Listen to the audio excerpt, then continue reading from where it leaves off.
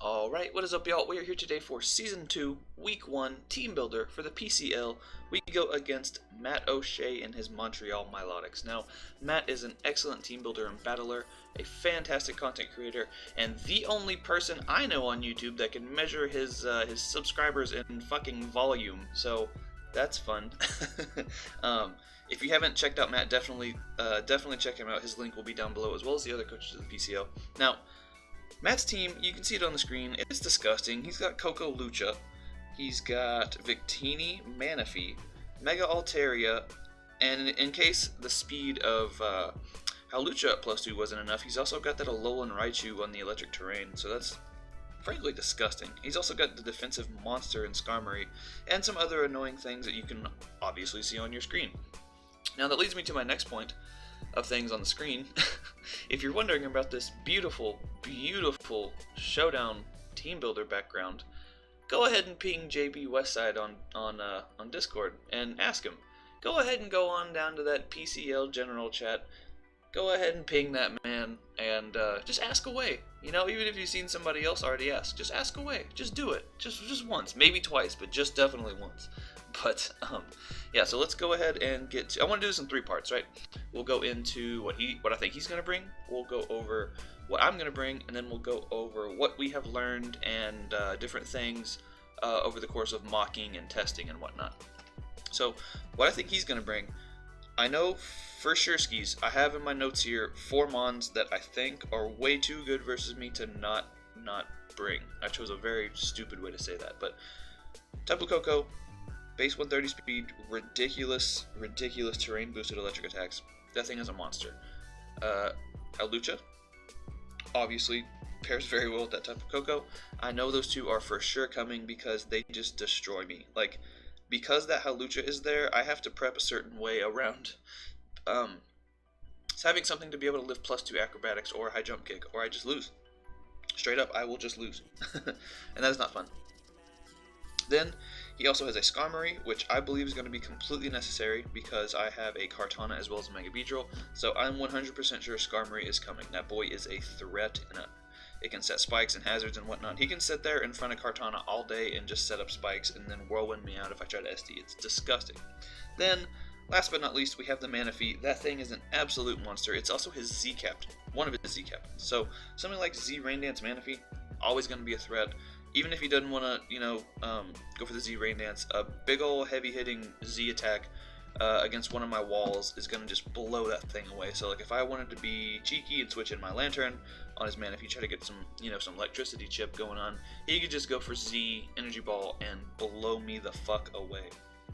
And I can't have that, you know, as a person who enjoys my Kartana being alive. I mean, not my Kartana, my Pokemon in general. I definitely enjoy Kartana being alive, but I can't have that. So, Manaphy, Skarmory, Hawlucha, and Tapu Koko, I think we had like 85%, somewhere in between the two, definitely coming. So I want to prep hard for those things. Obviously, I'm going to have prep for most of his team. Certain things you just can't do something about, you know, but let's get into what I am bringing. So, first off here, we are going with a Choice Scarf Kartana with Leaf Blade, Knockoff, Sacred Sword, and Defog. Now, Defog is just there because Defog, I have Mega Beedrill, as well as a bunch of 2 other Pivot Mons, so I don't want things taking Stealth Rock's chip unnecessarily. And like I said, he does have that Skarmory, which can set just all the fucking hazards, and we do not want that to happen. So we got Defog. The fact that he has a Snorlax on his team basically means that if I don't bring Sacred Sword, I'm just setting myself up to lose to fucking Curselax. Now, I don't want to lose to Does anyone really want to lose to Curselax? Because that's a long, slow defeat in Curselax. You just curse up and recycle until you're at +6, +6, and -6, and then you just win because nobody can kill you and you're a piece of shit, and it's gross. It really is gross. So, definitely don't want to lose to that. Then we got Knockoff, because seeing as how we are over base 100 speed, base 109, this Mon is a perfect check to his potential Z Rain Dance Manaphy, a Scarf Victini. Obviously I don't have the Steel move, but he doesn't know that, so if Mega Altaria comes and gets to +1, then I have a switch in for that.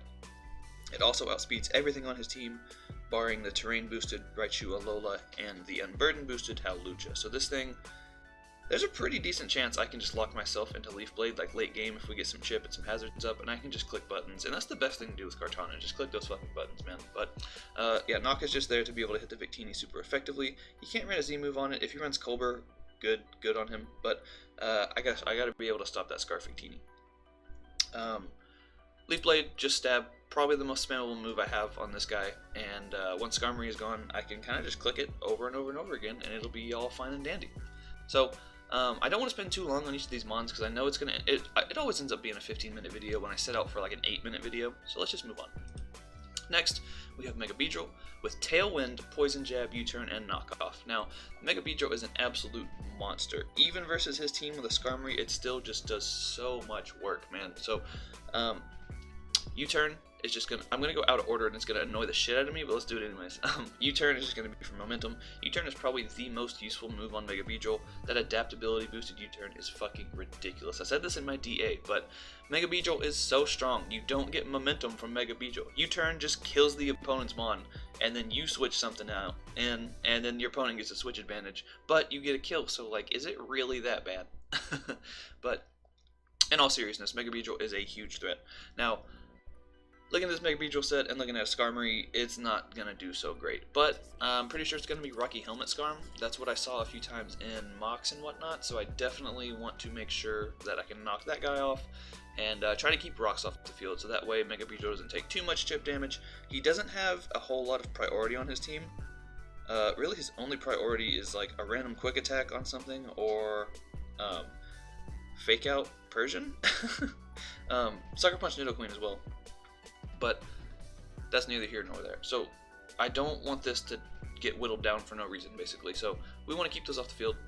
I need to knock off that item, you know, and knocking an item is always fun. It kind of helps you scout out what the team composition is. It's good shit. Now, Poison Jab is the strongest stab Mega Beedrill has on the set, and it really does kind of just nab a kill if it gets in versus something that isn't named Skarmory, and if Skarm is weakened or dead. Now, obviously Skarm is immune because it's Steel type, but hence that's what the U-Turn and the knockoff is for, you know. So I kind of have to knock the first turn I'm in with Mega Beedrill, because I don't want to waste a turn going for Poison Jab, but I also don't want to take the Rocky Helmet chip and potentially Rocks chip for no fucking reason. So like, the momentum isn't worth what would that be, like 30-something percent, 36%? I don't know, man, fuck math. But I don't want to take a bunch of chip on my Mega Beedrill for no reason, like we said. Now, Tailwind is there because if I get into a situation where like Electric Terrain is up, and I know that Hawlucha is going to come in the next turn, I can always go for Tailwind instead of killing the Koko. If it's Koko that's in, that would make sense because the terrain's up, but that's obviously it didn't have to be Koko. But if I get a kill, then Hawlucha kind of gets a set up on this for free. So if I just go for the Tailwind and then let something else kill it, that's fucking fantastic. So that's going to be it for Mega Beedrill. It's got just enough speed for Tapu Koko and max attack, little bit of HP, and this HP also lets it live a rain boosted Surf from neutral from Manaphy. So that's actually a hugely helpful amount of bulk, and that could potentially stop a sweep. Next, we have arguably the most valuable member of this team. Now, one thing you do know about facing Tapu Koko teams is you get that nice terrain boost. So his only ground type is going to be Nidoqueen. Now, Nidoqueen does not enjoy taking Scalds, so good times all around, right? So that way I can Volt Switch basically for free. If he wants to switch Nidoqueen in, that boy's getting scalded.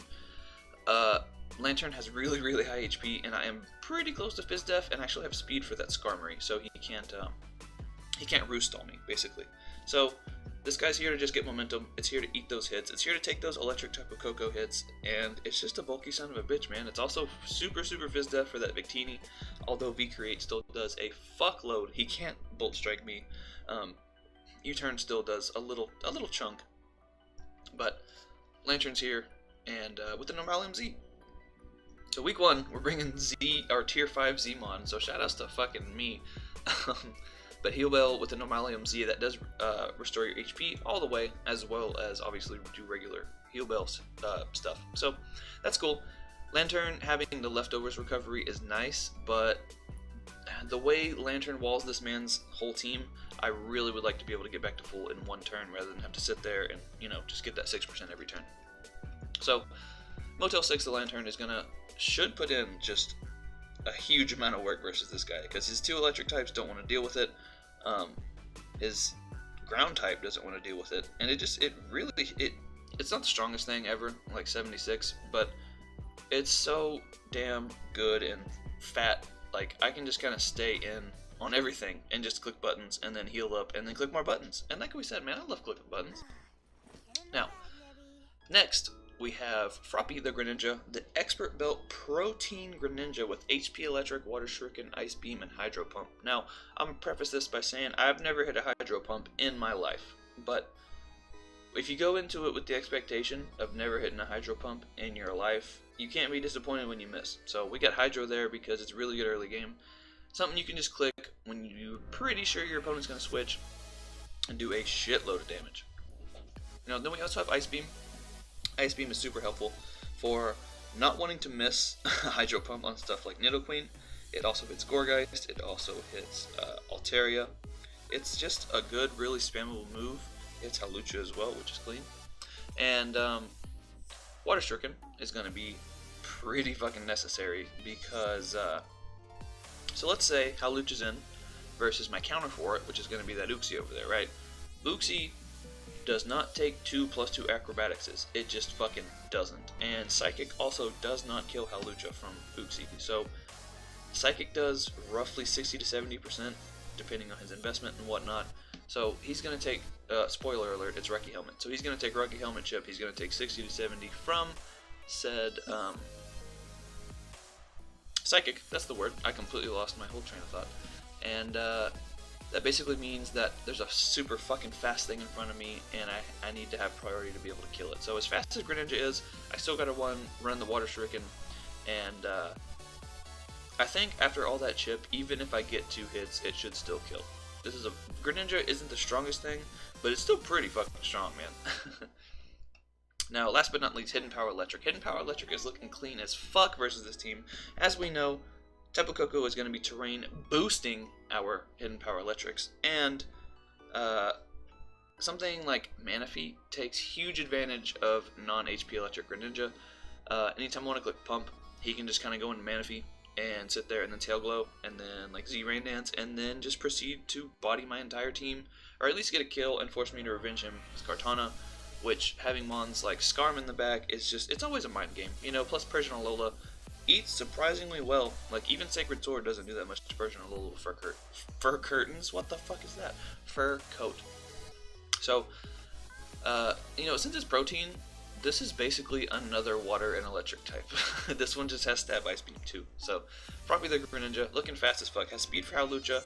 I wanted to make sure I have speed for Hawlucha, just in case he does do something fucking crazy and run more than, like, no one ever runs speed on Hawlucha, right? But it's Matt, I don't want to fuck around, I'm not trying to lose to a random thing that shouldn't have happened, so I'm going to make sure that I have speed for even max speed Hawlucha, and that way if I get behind that there Tailwind from LB, then I can just blow things back with my moves. So this is, it was hard for me, guys. I love me some momentum, so it was hard taking off U-turn. Originally I had U-turn on this bitch, but it was hard to take off U-turn for the 4th coverage move, because, like, damn it, I love momentum, I love U-turn, but it was really worth it to have these 4 moves. These 4 moves fucking destroy this man's team, and I think it's gonna put in a lot of work, Next, we have our nicknameless Garchomp, which you guys will have to wait till tomorrow to see, but we have an SD Chomp with EQ, Dragon Claw, and Fire Blast. Now, with a non-hindering nature and 12 special attack, we guarantee to hit KO defensive Skarm with Fire Blast. So that way, if I want to SD up on his switch into Skarm, he can still roar me out, but he's taking half chip. And if he wants to set up rocks in front of me or something crazy, he's gonna die because Fire Blast is amazing. Now we have the Yachi Berry because I am scared of Glaciate Victini. I'm scared of like unboosted Manaphy's Ice Beam. Tapu Koko has no reason to run HP Ice because it does just about, like, almost exactly the same within almost 1%, I think, of the same damage of Dazzling Gleam, which is stab and does more to everything else, so it makes sense he should have Dazzling Gleam. But Yachi Berry at least helps with Victini. That means that because I can't let Uxie take damage or it no longer walls Hawlucha. So if Motel 6 is a huge defensive pivot for this team, I need it at as high health as I can keep it at all times. So Rough Skin, Yachi Berry, Garchomp at least gives me a switch in to that Victini. So if he wants to go for U-turns, he's going to take Chip. If he wants to predict me to go into this and go for the Icy Wind, at least I'll live. But he will probably outspeed me the next turn then, because my speed will be slower. Yeah, but at least we'll live the one if it's a face-to-face confrontation. At least we'll live the one, you know? So that's always fun. Other than that, there's not much to talk about with little Garchomp. Last but not least, we have Brain, the Uxie. Now, Uxie is very, very important in this game. It's our other Momentum Mon. It's the only Mon on our team that has Stealth Rock or any kind of hazards, really. And then Psychic T-Bolt. Now, I have T-Bolt because Skarm, like I said, if Skarm is gone, Mega Beedrill and or Flat Stanley, young Flat Stanley over there, can put in shitloads of work. So I need to be able to chip it down. Psychic, just to be able to hit that Hawlucha. I wish its ability wasn't Levitate, because then I'd be able to hit it with that terrain boosted fucking Thunderbolt. And then we got Stealth Rocks, obviously. And with it's basically just max. It's level 50, you know, so the last 12 to 16 always ends up being in a random place, but max means that we take, I think I already said this, about 70 or so. Like, I think I take as much from +2 Acro as he does neutral Psychic. So the scary thing about that is if he crits me, I think I just die if I have a little bit of chip on me. If he's adamant, I just die to a crit. So that's always something that's going to be in the back of my mind. I'm going to have Vietnam flashbacks to getting crit all the time, because in a mock, it all came down to whether or not a crit got had, and I don't like dealing with that. So that's going to be the team. Let's talk about what we've learned through the team building and editing and whatnot process. So, Kebia Berry Tapu Koko is a huge fucking threat. It's a solid lure. Tapu Koko has pretty solid natural bulk all around, so he actually lives the Poison Jab with the Kebia Berry, although at like 12% he lives nonetheless. So unless I get the poison with the Poison Jab, Tapu Koko will live and be able to reset terrain again and all the fucking shenanigans. So I gotta watch out for that. If I end up in a 1v1 scenario with Mega Beedrill versus said Tapu Koko, I kind of have to U-turn or something along those lines. Just fucking get out of there, you know? Because it could also, Scarf Tapu Koko could also be a thing, but I think it's going to be Kebia Berry. It's one thing I learned from my mocks is that Kebia Berry is a huge threat to me. Now, another thing is he needs a Scarfer for Mega Beedrill, or he needs Raichu Alola with the terrain. Now, I don't see the Raichu Alola coming, so I think he has to bring a Scarfer, and I think he doesn't really have that many options for Scarfers. I think it has to be Koko, or it has to be Victini, although I could also see a case for Scarf Alolan Persian, because Scarf Foul Play does pretty decently versus my team. Like, everything doesn't really want to take it. Like, Gren takes it, and Motel 6 takes it, but nothing else wants to take it. I'm pretty sure LB is just O-code by Foul Play, and that's no fun. So, gotta watch out for that. Gotta scout. Next here on the notes, Choiced and Glaciate Victini. I don't know for sure if Victini is going to come, but if it does come, I'm pretty sure it's going to be Choiced, or it's going to be maybe E-Belt or Life Orb with Glaciate. So we definitely got to watch out for that. If Victini is there, I kind of have to scout. Like, I fucking have to scout, because a Choice Band to V-Create absolutely blows me away. Even Fizdef Motel 6 does not... It's 2-code. It's fucking 2-shot. Fizdef Lantern is 2-shot by fucking Banded Victini, which isn't really that much of a surprise, but seeing as how that's the bulkiest thing on my team, Brain's pretty bulky too, but yeah. Now, Z-Manaphy is one other thing that is a huge threat to me. Now, the HP investment on Beedrill is very, very helpful, because it, like I said, it lets me live that, I almost said water boosted again. What the fuck is wrong with me? It lets me live the rain boosted water move, whether it be Scald or Surf, but that thing is a fucking threat, so I definitely gotta watch out for that. Another thing is, like I kind of said, I think I said it in the beginning, Matt loves him some resist berries, so other than Kebia Berry Koko, anything could have a fucking resist berry on it. I definitely gotta scout for that. I need to click knock as many times as I can. I need to pivot around and see what he stays in on, and see yada yada yada, all that shit. And yeah, I think that's just about it though. So to sum it all up, his team is fucking scary. My team is barely hanging on by a thread. Like, I have some big threats to his team: Greninja, Beedrill, Kartana, but it's just, I think it's going to be a super offensive battle. It's just going to be two things mashing their shit into each other, fucking pokey docking going on here, and it's going to be a scary game, man. I think one misplay in a game like this, one misplay can cost you the whole game. So I got to make sure and take my time with every turns. Your boy is a bit rusty on the Wi-Fi battles, so we're definitely gonna have to check all, like, keep notes and cover all our bases and whatnot. So definitely pray for Shay on this one. And as you know, this is the battle of the Shays. You got O'Shea versus Shay, Shay versus O'Shea. That's probably gonna be the title for tomorrow. So definitely check out that video. But that's gonna do it for me, guys. Go ahead and subscribe. Do all that bullshit. Definitely check back tomorrow for the actual battle. I heard it's a banger. But yeah, bye forever.